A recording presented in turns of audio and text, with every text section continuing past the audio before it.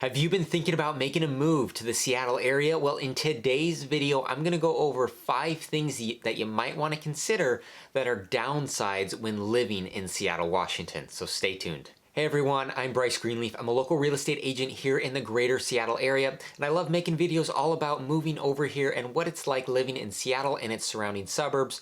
So if you haven't already, make sure you subscribe to the channel and hit the little bell so you get notified whenever I make a new video.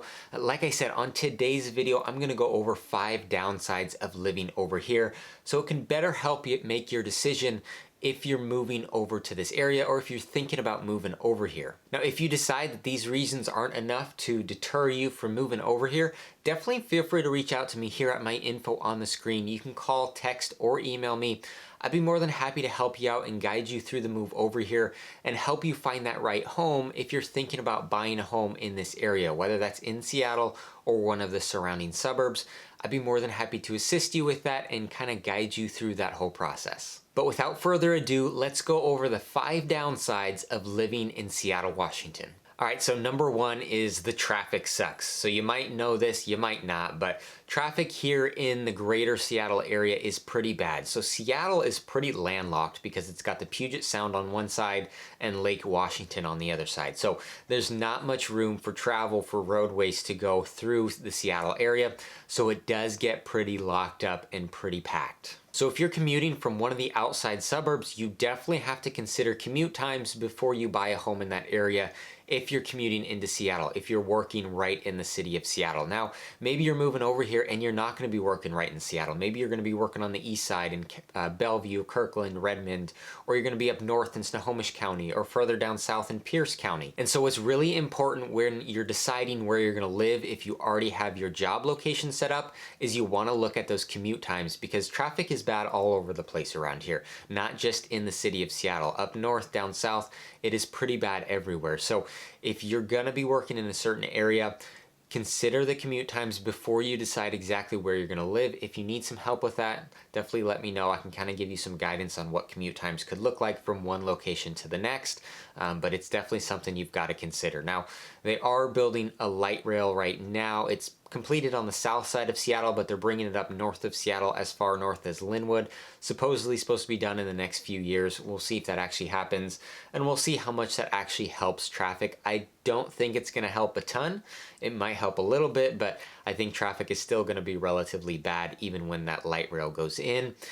So definitely something that you got to look out for and consider before coming over to this area. Now, there are some options like on the 405 freeway if you're driving on the east side going through Bellevue and Kirkland and Redmond and Sammamish and things like that. There are some options to take toll lanes, to pay to use the left 2 lanes of that freeway in order to save on your drive times. It will be a little bit faster. And then on the main freeway, I-5 going through Seattle, that's on the west side there. They have a carpool lane on the left side, which can save you a little bit of time if you're carpooling to and from with somebody else. That's 2 or more people in the car. But if you're just driving by yourself every day to work on I-5, definitely something that you got to consider. All right, and downside number 2 is housing prices. Now, if you're coming from California, this may very well not be a downside for you because it might actually be cheaper here than where you're coming from in California. But for those of you coming from other locations across the country, there's a decent chance that the housing prices here are more expensive than where you're coming from. The median home price in the city of Seattle right now is $885,000. Now, like I said, there are a ton of surrounding suburbs around Seattle with various different prices.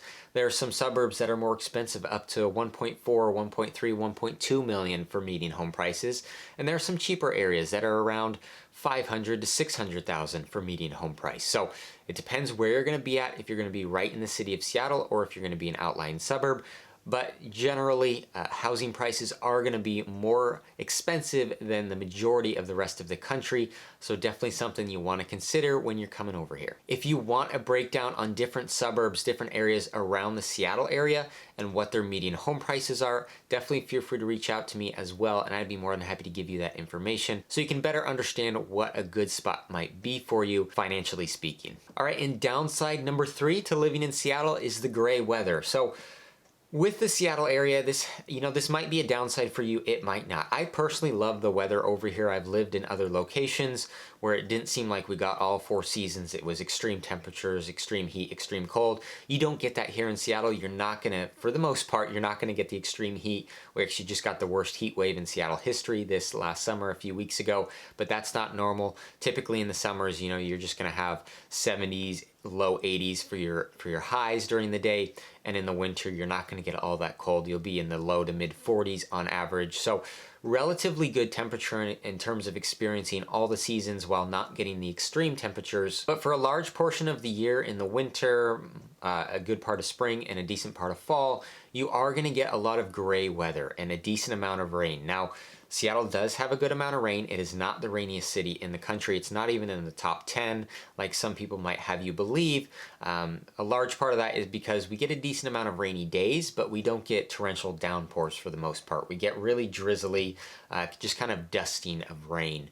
And what comes along with that is overcast, gray weather. So if you're somebody that absolutely loves the sun all year round, every single day you want to have the sun, that might be something you've got to consider, because you're not going to get that here. You're going to get plenty of overcast days where you're not going to see the sun for multiple days at a time, a couple weeks at a time maybe, and it's going to be a little gray. I personally am okay with that. I love the difference in weather we get around here, because the summers are amazing, and then as we get into fall and then winter and then spring, you get a good variety of different types of weather.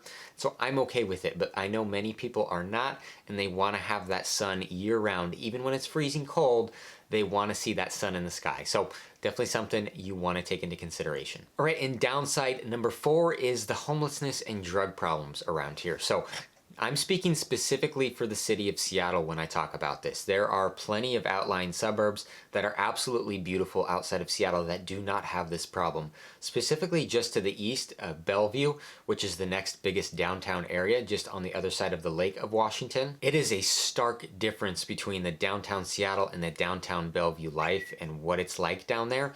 Bellevue has very, very, very little homelessness. You don't see drug use all over the place. And same with most of the outlying suburbs outside of Seattle. There are some beautiful areas that don't experience this problem. But in the city of Seattle, it is a problem. So if you're thinking about moving right in the city, this is something you've got to consider, because you'll drive down the street and you'll see tent campsites everywhere. I've seen homeless people that have now built homes out of wood pallets, just in the middle of the city, and they're just living there, and the city obviously doesn't do anything about it. There's a lot of drug use, so it's a place that you've got to really do your research on if you're moving right into the city of Seattle, and that's something that's going to concern you, because you will see a lot of that there, and I don't think it's going to get any better. It doesn't seem to be getting any better. It's just gotten worse and worse and worse every single year. So like I said, a lot of the suburbs are great, but city of Seattle, you've got to consider that. All right, and downside number 5, the last thing here is the high sales tax. So Washington, and specifically the city of Seattle, has some of the highest sales tax in the country.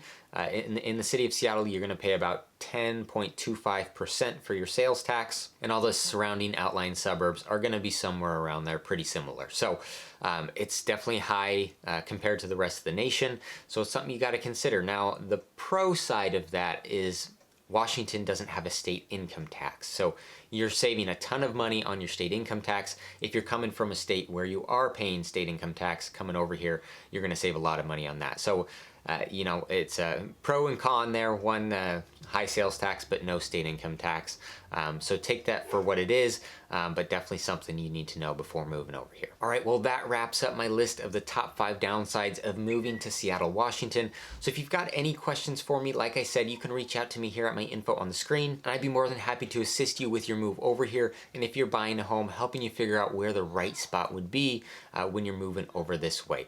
Well, thank you for watching this video, and I'll see you on the next one.